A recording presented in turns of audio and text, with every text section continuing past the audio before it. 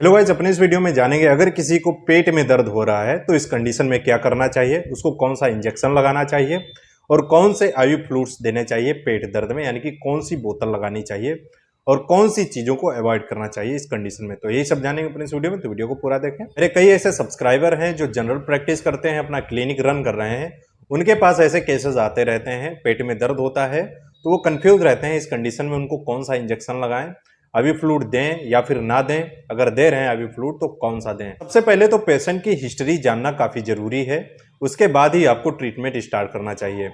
अगर आपके क्लिनिक पे ऐसा पेशेंट आया है जिसको बहुत ही ज़्यादा पेट में दर्द हो रहा है, इतना तेज़ दर्द हो रहा है कि उससे बर्दाश्त नहीं हो रहा है और वो ऑलरेडी पेन किलर मेडिसिन ले चुका है, पेशेंट को देखने से पहले आपको काफ़ी सावधानी रखनी चाहिए क्योंकि आप जनरल प्रैक्टिस कर रहे हैं।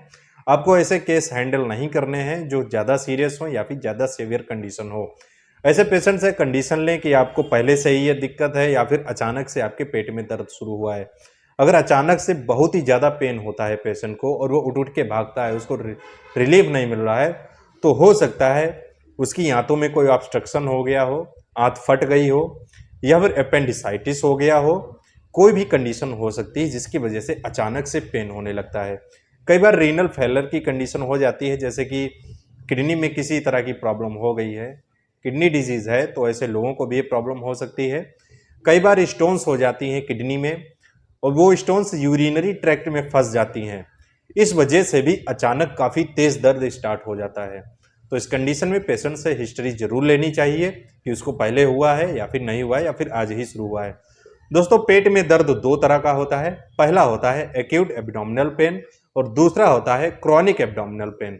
जो एक्यूट एब्डोमिनल पेन होता है वो अचानक से नहीं होता है, ये पहले से ही कंडीशन पेशेंट में रहती है। जैसे कि काफ़ी दिनों से पेट में दर्द हो रहा है, ट्रीटमेंट ले लेता है, मेडिसिन ले लेता है, पेट में दर्द ठीक हो जाता है लेकिन फिर से वापस से होने लगता है, तो इसको एक्यूट एब्डोमिनल पेन कहते हैं। जब किसी को क्रॉनिक एब्डोमिनल पेन होता है, इस कंडीशन में अचानक ही पेट दर्द स्टार्ट होता है, जैसे ही रात में सो रहे हैं या फिर दिन में अचानक से ही पेट दर्द स्टार्ट हो जाता है, तो इस कंडीशन को क्रॉनिक एब्डोमिनल पेन कहते हैं। पेट दर्द होने का कोई एक कारण नहीं होता है, इसके कई कारण हो सकते हैं, जैसे कि इन्फेक्शन।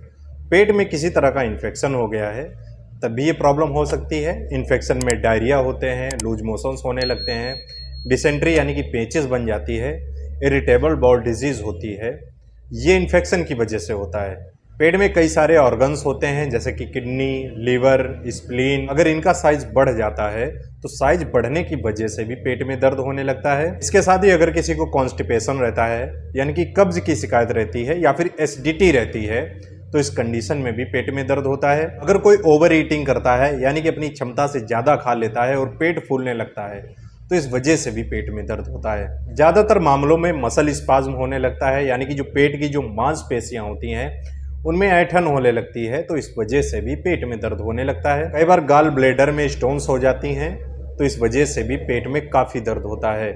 महिलाओं में पेट दर्द होने के भी ये कारण हो सकते हैं या फिर इसके अलावा भी कारण होते हैं, जैसे कि पेड़ू पे दर्द होने लगता है, पेड़ू में सूजन आ जाती है। महिलाओं में यूट्रस होता है, यूट्रस का साइज जब बढ़ जाता है, यूट्रस में सूजन आती है, जो फेलोपियन ट्यूब्स होती हैं उनमें सूजन आ जाती है, या फिर यूट्रस में किसी तरह की गांठ है तो पेड़ू पे दर्द होता है, तो इस वजह से भी महिलाओं में पेट में दर्द होने लगता है। पुरुषों में प्रोस्टेट ग्लैंड होती है, जब प्रोस्टेटाइटिस हो जाता है यानी कि प्रोस्टेट ग्लैंड जब बढ़ जाती है, प्रोस्टेट का साइज बढ़ जाता है या फिर वहां पर गांठ हो जाती है, प्रोस्टेट बढ़ने की वजह से पेट में दर्द होने लगता है, पेड़ों पे दर्द होता है। तो कई सारे कारण होते हैं जिसकी वजह से पेट में दर्द होता है। जान लेते हैं अगर आपके पास कोई ऐसा पेशेंट आया है जिसको पेट में दर्द हो रहा है तो इस कंडीशन में कौन सा इंजेक्शन लगाएं। अगर पेशेंट को मसल स्पाज्म हो रहा है, गैस की वजह से दर्द हो रहा है, तो इस कंडीशन में आपको एक इंजेक्शन आता है नोबल स्पास RF। ये काफ़ी अच्छा इंजेक्शन होता है, इसमें डाइक्लोफेनेक होता है, साथ में डाइसाइक्लोमाइन होता है। ये दर्द तो कम करता है, इसके साथ ही जो मांसपेशियों में ऐंठन होता है, जो पेट की मसल्स, स्मूथ मसल्स होती हैं, उनको रिलैक्स कर देता है, जिसकी वजह से पेट में दर्द बंद हो जाता है। अगर किसी को किडनी स्टोन्स हैं, स्टोन्स की वजह से पेट में दर्द हो रहा है, या फिर गाल ब्लेडर में स्टोन्स हैं, इस वजह से दर्द हो रहा है, तब आपको वोवरान इंजेक्शन लगाना चाहिए। इसमें डाइक्लोफेनेक होता है।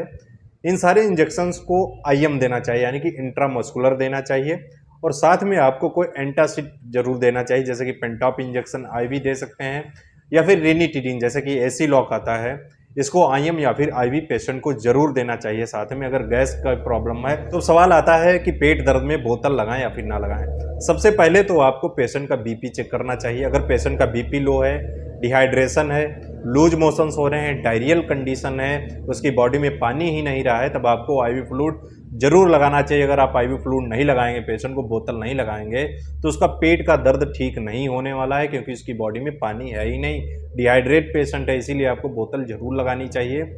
और कौन सी बोतल लगानी चाहिए ऐसे पेशेंट्स में? अगर उसका BP लो है और वोमिटिंग लग रही है तो इस कंडीशन में उसको नॉर्मल सलाइन लगाना चाहिए।